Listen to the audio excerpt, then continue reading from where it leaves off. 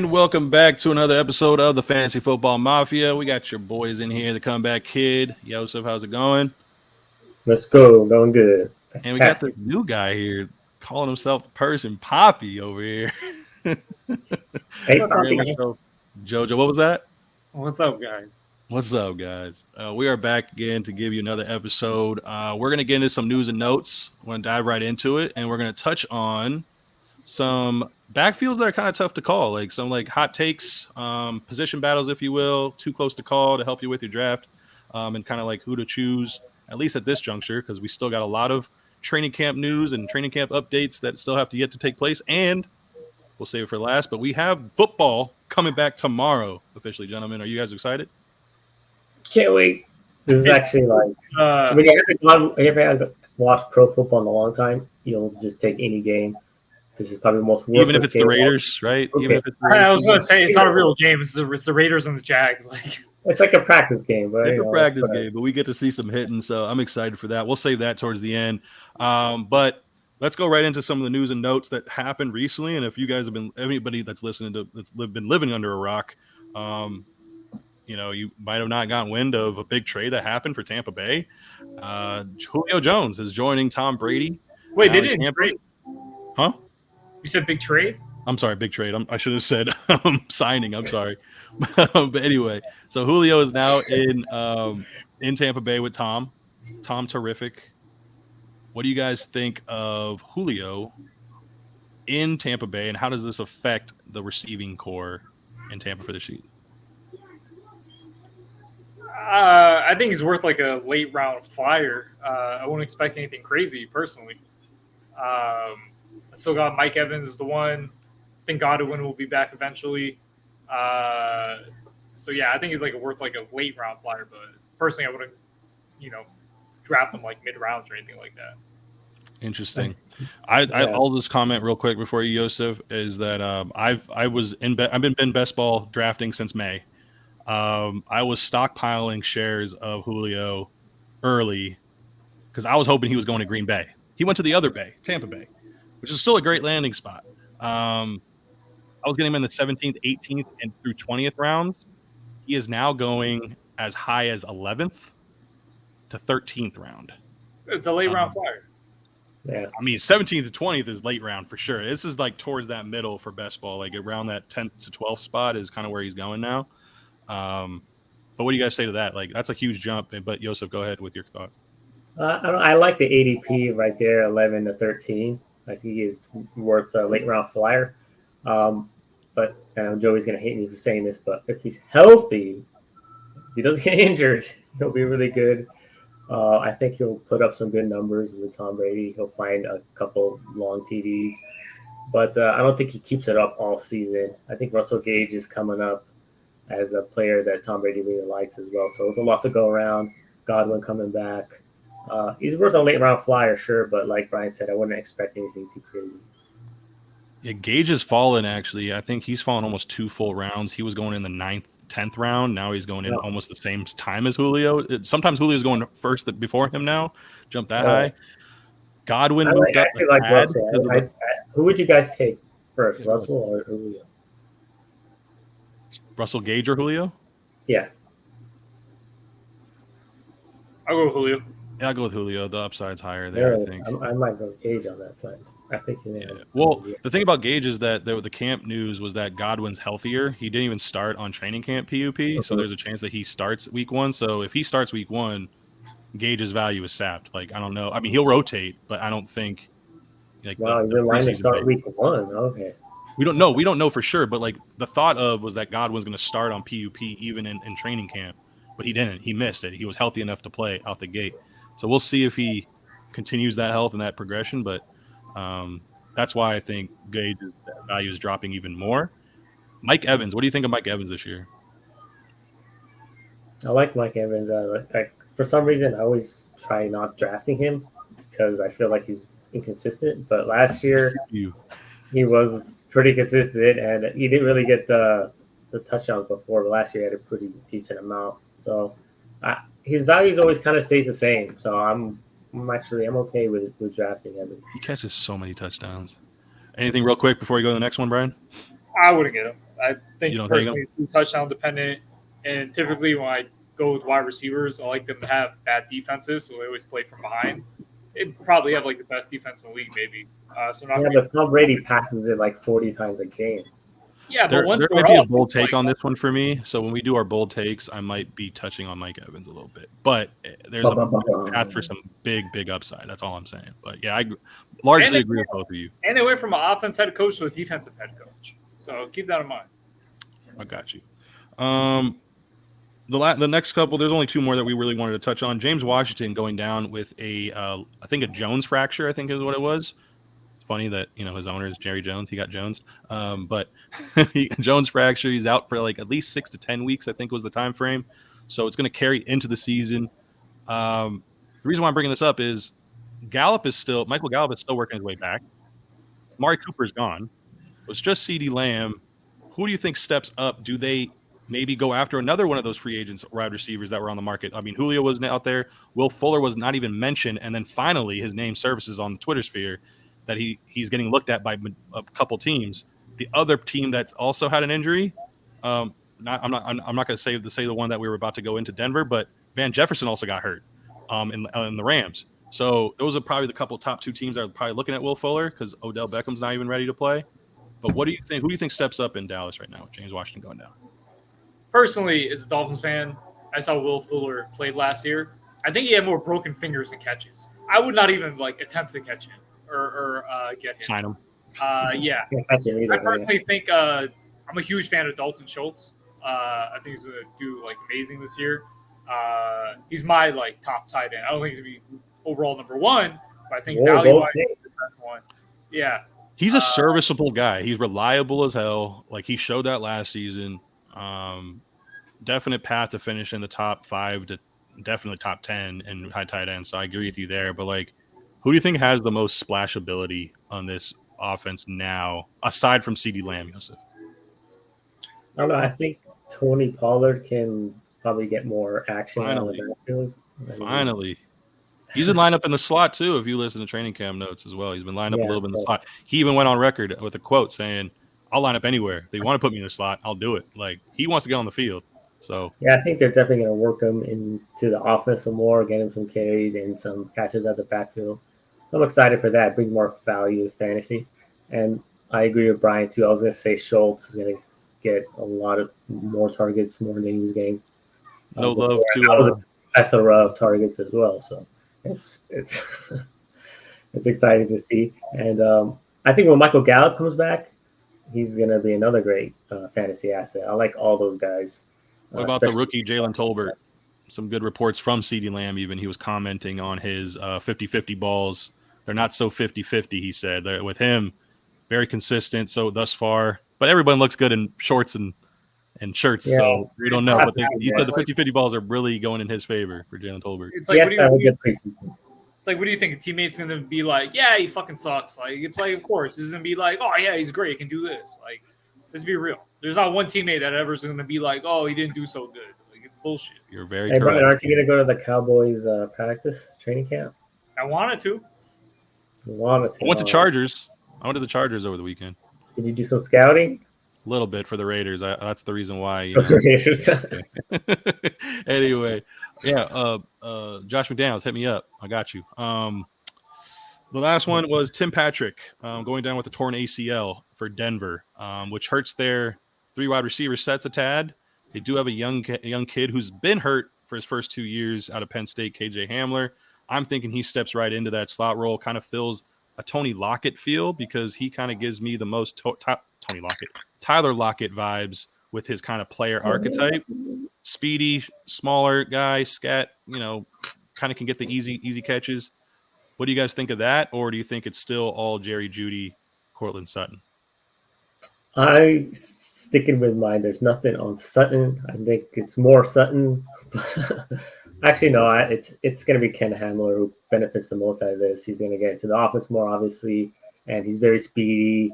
And I agree, a lot like Tyler Lockett. So he's definitely the one that benefits. But my number one guy in the offense is going to benefit the most is Sutton. What about the Jew for Jeudy? Is he still there? I mean, personally, I'm just not a fan of the whole Broncos offense. Besides Okay. Javonte Williams, I just don't like Russell. Let's ride, Wilson. That's right. Yeah, I'm just not a fan. So, Okay. I mean, Just between I mean, the offense is going to be good, a lot better than It years should be past. better. We'll see, man. We'll see if they truly let Russ cook. I mean, Nathaniel Hackett did coach Aaron Rodgers and let him. I think do Wilson's whatever just he wanted. overrated. Like he has that like time where he's good for like a few weeks. That's it. And yeah, I just think he's overrated. Part of the reason why I was telling you guys that I feel like Denver is the team out of the playoffs in this division, but more to see on that. Obviously, they got to play the game. So that wraps up the news and notes. Let's get right into backfields that have pretty interesting vibes when it comes to like the the committees that they're kind of in, quote unquote. They're split backfields or who has the better ADP, who has the better value. So we'll start right into it. And we'll stick with Denver. We'll segue right into Denver because the popular one is Javonte Williams and Melvin Gordon. Melvin Gordon returned. Does Javonte get majority of the work throughout the course of the year, or is it still more 50-50 split like it was last year? Man, I hope so because he's just so talented, and he's one of my guys, especially because I trade, Brian last year for Javonte Williams. He's one of my guys now. So, and then just watching him, he breaks so many tackles. He's so fluid. I think he was one of the top 3 last year in broken tackles. He was. You're right. Yeah. And the carries were Off the way, charts. the volume was way less. So that says a lot. I think it goes more towards Javonte, but not much. I would say like 60-40 now. I know they're 60-40 still split. paying Melvin Gordon. They're going to use him while they're paying him. So he's going to get about 40%. But I still see an increase for Javonte Williams for sure. I think Javonte for sure is going to get a lot more carries. I don't think he's going to be as close as people think. He's a far superior running back now, and at this age, they drafted him really high. They actually moved up in the draft, if I remember correctly, to get him, if I'm not mistaken. So, yeah, no, I think it's going to be actually more than 60-40.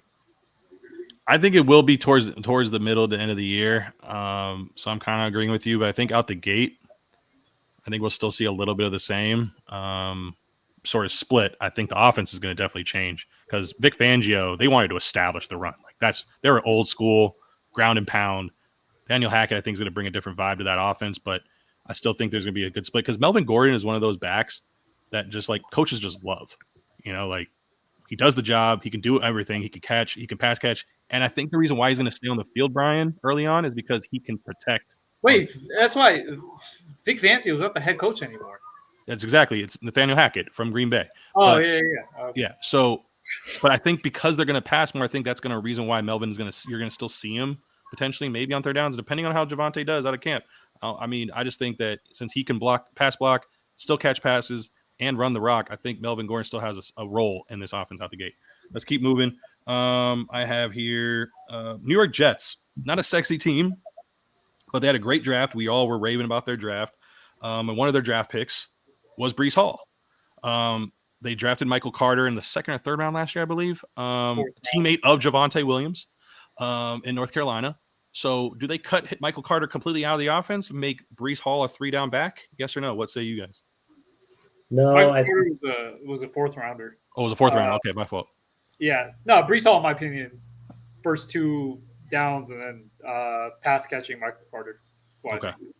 Yeah, I think it goes that route as well. I think that's what they're aiming for, at least for now. If Breece Hall starts killing it, they're just going to give him more. He's had a lot of tread on the tires. In Iowa State. I think he is one of the better pass catchers from this draft. Definitely better than Kenny Walker, who was thought of as the second or sometimes even first running back off the board in some people's big boards or mock drafts, if you will. But I think it's gonna open up that way too. Like first couple picks, I don't think they're gonna X out Michael Carter. I think he has a role. I think you can draft him late, and if you like that player archetype in a PPR leagues, Michael Carter will be serviceable for you in a few weeks out of the season. Dallas. I know we touched on Dallas from the James Washington injury. We touched a little bit on this, so we don't have to spend too much time. But any other feelings after one from the injury or two, just any other change of heart, or are you still sitting on the Zeke will eat again, Brian? Yeah, I think Zeke will be fine. I personally, I love to draft him. What about the offensive line this year? Because I think that's something we didn't touch on yet. Because I know we touched on Zeke and Pollard quite a bit so far. Yeah, Offensive line issues. Offensive line definitely changed, but I mean, the guy's gonna get volume. I mean, that's really all you hope for when it comes to running back, right? Is it? But like, I mean, volume is king, correct? In the skill positions, definitely, I hear you. But if you can't push to that get to that second level, it kind of hurts. The volume is kind of almost nullified in that sense, especially if Pollard is getting most of the passing work in PPR leagues. Like, how does that really help for Zeke if he's not scoring? I mean, look, Zeke's going to get some catches, but find me another running back that doesn't get as many touches as him. I mean, who would you rather have, like Breece Hall or Zeke Elliott? Like, they're going pretty close right now. They're very close. Yeah, very I mean, close. That's why I brought it up. Like, who would you rather have? I don't even think it's close. You know what I'd compare Zeke Elliott to like a Josh Jacobs of last year. He's gonna get lots of volumes, some catches, but like Tony Pollard's gonna get all the sexy stuff from the Well, side. we saw what Josh Jacobs did towards the end of the year. He sat Brian Soul. That's why he finished in the top 10 running backs because he got all the running backs ahead got injured at the end of the year. I can see Zeke within that range, like 10 to 15 finishing. I think a good comp is who's going to finish better right from this point because their roles are pretty similar from this point. Is Josh Jacobs versus Zeke because their roles are kind of they're iffy in the passing game, but they're definitely the ground and pound guys right now. I'd say Zeke finishes ahead. Yeah, right now Josh Jacobs is pretty much a free square. If you just want to wait on a running back that's starting, you can get him. But again, the value might be a little not as high there. Buffalo Bills here. I'm looking at time. We still got a little bit. Buffalo Bills, Devin Singletary and James Cook. Devin Singletary being the incumbent. James Cook. Remember, Buffalo wanted a pass-catching running back. They've been searching for one. They've been wanting one for years. They had J.D. McKissick in their hands. He opted to go back to Washington. They were so disappointed. Now they get James Cook, brother of Dalvin. What do you guys think of James Cook's role, and how does he help fantasy managers this season? If I had to pick a Bills running back, then it'll definitely be him. But I don't think I want to pick a Bills running back. I think they're all about the passing. We want that. We love that. That's why I wouldn't really care about the running backs as much. They might catch some at the backfield. That's what you're really hoping for, especially with Cook. I'm not going to take a risk on a Bills running back in my draft personally. I'm just going to go after other positions. And I love all the receivers on the Bills, the tight end, Josh Allen, of course, but I'm staying away from the running back section. How are you, Brian? You going to talk some sense into your boy here? Yeah, I'm not a fan of the backfield. Certain backfields, I'll just draft the whole backfield because I'm not sure. Like Buffalo's like one of them. I'll draft like that way you capture all of it, regardless of who takes the lead. Or yeah, the shit disconnected. I didn't hear it. What happened? Yeah, I saw you kind of glitch up. I said, so that way you capture the whole backfield. You don't have to worry about just picking one. Like I'll just take them both, and now that I have both, I know who to play. Yeah, they're one. Yeah, they're one. Seattle's like another one. I'll just draft both running backs like back to back if I could. If I'm really interested in that backfield, I'll do that. But yeah, other than that, I'm not really interested in that backfield. Okay.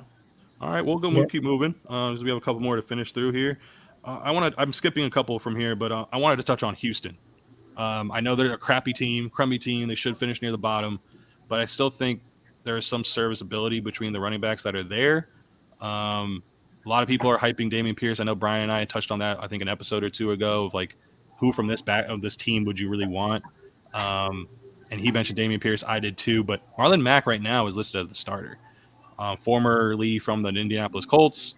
Do you think he holds the job, or who has the most value long term for this offense, or the course of the year? Not long term. I didn't know Marlon Mack was still in the league. That shit's crazy. Here comes the Mac. Return of the Mac. If he's true starter right now, I don't know what to think of that. I think it's too early to really tell. I don't think he'll keep the job there. I think Pierce will take it. But let's wait and see with the Texans. I'm not sure. Their management is so iffy. I'm not anything happening. So I'm waiting to see what the preseason looks like. Who's the starting running back? And I think the starting running back will be pretty valuable for fantasy. They get tons of volume, we've seen. So that's always good for fantasy. So you always want someone who gets volume. I know I do. So I'm looking to see who that starter will be.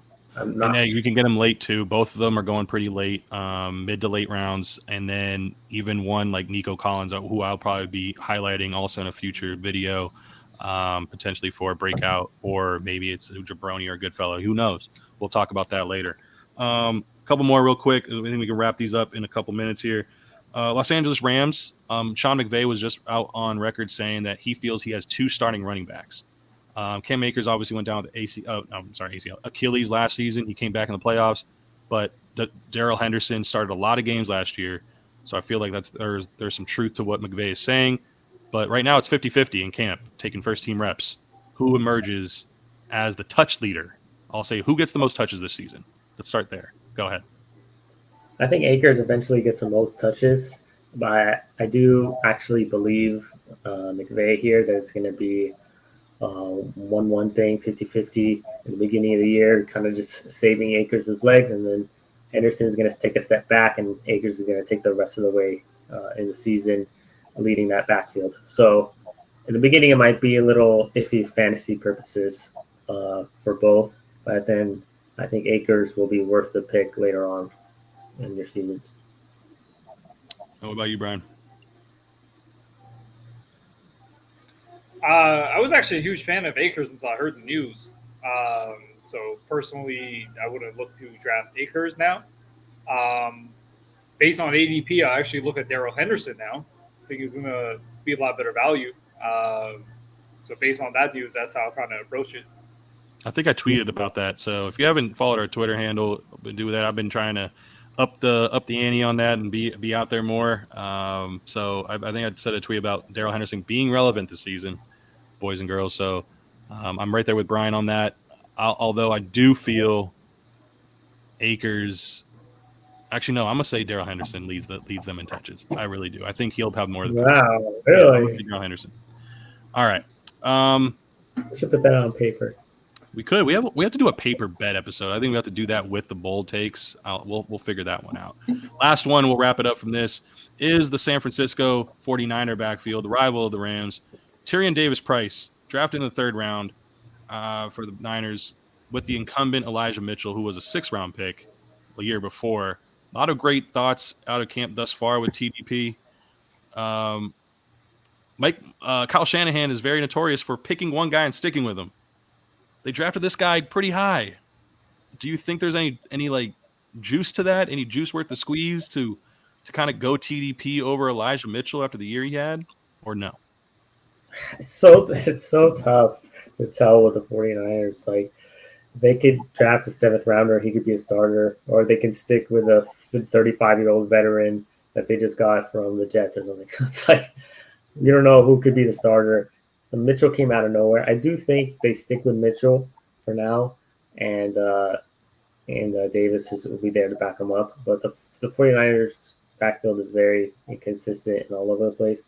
So for me personally, I don't like to draft someone from those kind of backfields unless I get really good value for them later in the draft, like they slip. But I'm kind of just trying to stay away for now and keeping an eye on it from a distance. Brian, want to tie a bow? Personally, I'll just stay away from all Niners running backs. It's just like you never know. Like you just don't know. Didn't you pick up Elijah Mitchell in the league? Me? Yeah. No. Oh, it wasn't you? Okay. Was it Adam? A Niner fan. Yeah. Niner fan. Yeah. I think I know you touched on it in one of the episodes during the season, though, saying the value of going after the running back early and spending your FA budget and getting that value. Oh, I forgot who it was. It was either me or Yosef that drafted Trey Sermon. Was it you? I did. Yeah. I was so excited too. They are out on him. I think they're out on him. They completely missed the boat on him. Yeah, and then you know what they did? Then they went and drafted another running back like in the 3rd or 4th round this year. Yeah, TDP. That's Tyrion Davis-Price in the 3rd round. No, it's just like they're out. That's why I'm thinking. That's why they think they're Xing him out. I think it's literally just those two. Although there was training camp reports saying Trey Sermon has made some strides, but again, like to your point earlier, Brian, it was like, of course they're going to say good things about him, right? As far as his progression, but I think it's up to TDP and Elijah Mitchell. They're completely different running backs. TDP is a heftier ground and pound workhorse. Elijah Mitchell's got a little elusiveness to him, a little slimmer build. So two different type of running styles there, but you got to play within the structure of the offense. That's just Kyle Shanahan's way. I will stop it there. I will ask you guys for any closing thoughts on anything we discussed today, or that we'll just sign off. But appreciate you guys. I think we had a good one. Yeah, Thanks, guys.